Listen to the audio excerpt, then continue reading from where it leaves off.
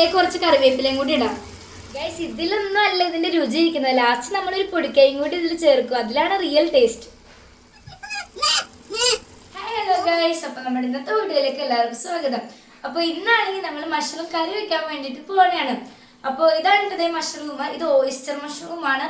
അപ്പോൾ ഇതാണെങ്കിൽ നമുക്ക് ഇനി മഞ്ഞപ്പൊടിയൊക്കെ ഇട്ടിട്ട് വെള്ളത്തിലിട്ട് വെക്കണം. അപ്പോൾ ഗൈസ് ആദ്യം തന്നെ നമ്മൾ ഈ മഷ്റൂം മഞ്ഞപ്പൊടി ഇട്ട് വെള്ളത്തിലിട്ട് വെക്കണം. കാര്യം എന്താണെന്ന് വെച്ച് കഴിഞ്ഞാൽ ഇത് വിഷമുള്ളതാണോ നമുക്ക് കഴിക്കാൻ പറ്റുന്നതാണോ എന്ന് അറിയാൻ വേണ്ടിയിട്ടാണ്. അപ്പോൾ ആദ്യം തന്നെ ഞാൻ തന്നെ ഇത് ചെറുതായിട്ട് മുറിക്കുന്നുണ്ട്. ആദ്യം തന്നെ ഇത് കൈ കൊണ്ടെല്ലാം മുറിച്ചിട്ട് പിന്നെ കത്രിക വെച്ചിട്ട് കട്ട് ചെയ്യുകയാണ് ചെയ്യണത്. അപ്പോൾ ഞാനാണ് ഈ കത്രിക ഉപയോഗിച്ചത് ചെറുതാക്കി മുറിച്ചുകൊണ്ടിരിക്കുന്നതാണ്. അപ്പോൾ ഇനി ഇതെല്ലാം മുറിച്ച് കഴിഞ്ഞതിന് ശേഷം നമുക്ക് മഞ്ഞപ്പൊടി ഇട്ട് വെള്ളത്തിലിട്ട് വെക്കാവുന്നതാണ്. അതെന്തിനാന്ന് വെച്ച് കഴിഞ്ഞാൽ അതിൻ്റെ കളർ മാറി കഴിഞ്ഞ് കഴിഞ്ഞാൽ നമുക്കത് ഉപയോഗിക്കാൻ പറ്റില്ല, അത് വിഷമുള്ള കൂണാണ്. ഇനിയിപ്പോൾ അതിൻ്റെ കളറൊന്നും മാറിയിട്ടില്ലെങ്കിൽ നമുക്കത് കഴിക്കാൻ പറ്റുന്നതാണ് കേട്ടോ. പിന്നെ ഞാനാണെങ്കിൽ ഇതേ ഒരു പാത്രത്തിൽ മഞ്ഞപ്പൊടിയെല്ലാം ഇട്ടിട്ട് കൂണെല്ലാം എടുത്ത് വെച്ചിട്ടുണ്ട്. പക്ഷെ ഇതിൻ്റെ കളറൊന്നും മാറാത്തതുകൊണ്ട് തന്നെ ഞാൻ അത് കഴുകി പിഴിഞ്ഞെടുത്തിട്ടുണ്ട്. അപ്പോൾ ഇനി നമുക്ക് കൂൺ കറി ഉണ്ടാക്കാൻ വേണ്ടിയിട്ട് ആവശ്യമുള്ള സാധനങ്ങളാണ് കേട്ടോ ഈ കാണുന്നത്. അപ്പോൾ ഇത്രയും സാധനങ്ങൾ ഞാൻ എടുത്തിട്ടുണ്ട്. പിന്നെ പാൻ ചൂടാവാൻ വേണ്ടിയിട്ട് ഞാൻ അടുപ്പത്ത് വെച്ചിട്ടുണ്ട്. അതിലേക്ക് കുറച്ച് എണ്ണയെല്ലാം ഒഴിച്ച് കൊടുത്തിട്ടുണ്ട്. ഇനി നമുക്ക് ഈ പാനിലെ എണ്ണ ചൂടാകുമ്പോഴേക്കും തക്കാളി, സവാള, പച്ചമുളക്, കുറച്ച് വേപ്പില, പിന്നെ കുറച്ച് വെളുത്തുള്ളിയും കൂടി ആഡാക്കി നല്ലപോലെ വഴറ്റിയെടുക്കാം. അപ്പോൾ ഞാനാണെങ്കിൽ തന്നെ എല്ലാം ഈ പാനിലേക്ക് ഇട്ട് കൊടുത്തിട്ടുണ്ട്. ഇനി നമുക്കിത് നല്ലപോലെ വഴറ്റിയെടുക്കണം. വഴറ്റിയെടുത്തതിന് ശേഷം ഇതിൻ്റെ പച്ചമണമൊക്കെ മാറുമ്പോഴേക്കും നമുക്ക് കുറച്ച് പൊടികളും കാര്യങ്ങളൊക്കെ ഇതിലേക്ക് ഇട്ട് കൊടുക്കണം. അപ്പോൾ ഇപ്പോഴാണെങ്കിൽ ഇത് നല്ലപോലെ വഴറ്റി ഇതിൻ്റെ പച്ചമണം എല്ലാം മാറിയിട്ടുണ്ട്. അപ്പോൾ ഇതിലേക്ക് നമുക്ക് ഇനി മല്ലിപ്പൊടി, മഞ്ഞൾപ്പൊടി, മുളക് പൊടി എല്ലാം ഇട്ട് കൊടുത്തിട്ടുണ്ട്. അപ്പോൾ ഇനി ഇത് നമുക്ക് നല്ലപോലെ വഴറ്റിയെടുക്കാം. അപ്പോൾ നമ്മളാണെങ്കിൽ ഇത് പൊടികളെല്ലാം ഇട്ട് കൊടുത്ത് നമ്മുടെ മസാലക്കൂട്ട് ഇവിടെ സെറ്റ് ആയിട്ടുണ്ട്. ഇതിലേക്ക് കുറച്ച് ചൂടുവെള്ളം കൂടി ഒഴിച്ച് കൊടുക്കുന്നുണ്ട്. അപ്പോൾ ഇത് കുറച്ച് ചാറാക്കി എടുക്കാൻ വേണ്ടിയിട്ട് അങ്ങനെ നമ്മൾ തന്നെ കുറച്ച് ചാറാക്കി എടുക്കാൻ വേണ്ടി ഇതിലേക്ക് കുറച്ച് ചൂടുവെള്ളം ഒഴിച്ച് കൊടുത്തതിന് ശേഷം നമ്മുടെ കൂണ് തന്നെ ഇതിലേക്ക് ഇട്ട് കൊടുത്ത് സെറ്റാക്കിയിട്ടുണ്ട്. അപ്പോൾ ഇത് നല്ലതുപോലെ വേവാൻ വേണ്ടി നമുക്ക് കുറച്ചൊരു മൂടി വെക്കാം. അപ്പോൾ ഗൈസ് ഇതിൻ്റെ അവസ്ഥ ഇപ്പോൾ ഇതാണ്. നമുക്കിനി ഇതിലേക്ക് തേങ്ങാപ്പാലും കൂടി ചേർക്കണം. തേങ്ങാപ്പാലും ഇവിടെ റെഡി ആയിട്ടുണ്ട്. അപ്പോൾ നമുക്കിനി ഇതിലേക്ക് ഒഴിച്ചു കൊടുക്കാം. ഗൈസ് ഇതിലൊന്നും അല്ല ഇതിന്റെ രുചി ഇരിക്കുന്നത്. ലാസ്റ്റ് നമ്മളൊരു പൊടിക്കൈയും കൂടി ഇതിൽ ചേർക്കും, അതിലാണ് റിയൽ ടേസ്റ്റ്.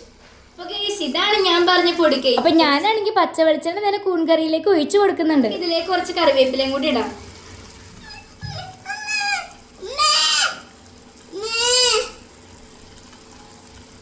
അപ്പോൾ ഗൈസ് നമ്മുടെ മഷ്റൂം കറി ഇവിടെ സെറ്റ് ചെയ്തിട്ടുണ്ട് തന്നെ. അപ്പോൾ ഇനി നമുക്കിത് ഉമ്മിക്ക് ടേസ്റ്റ് ചെയ്യാൻ വേണ്ടി കൊടുക്കാം.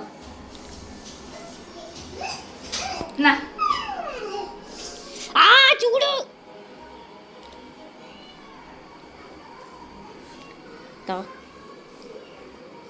ചൂടാണ്.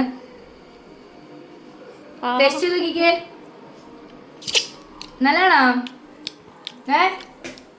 നല്ലതാണോന്ന് എന്നാ പറയാത്തെ?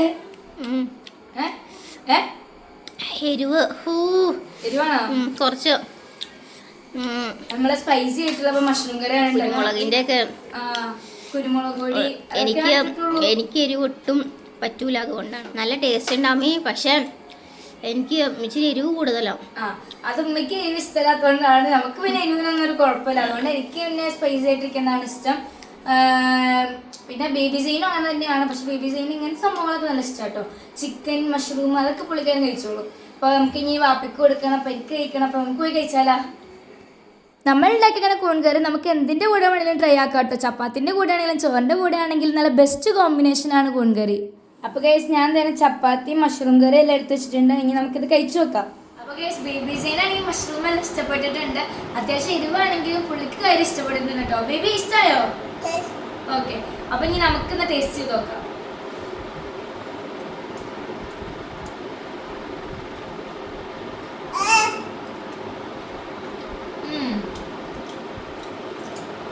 അടിപൊളി ടേസ്റ്റാണ്. ചപ്പാത്തിയുടെ കൂടെ കഴിക്കാനായിട്ട് അടിപൊളിയാണ് കേട്ടോ.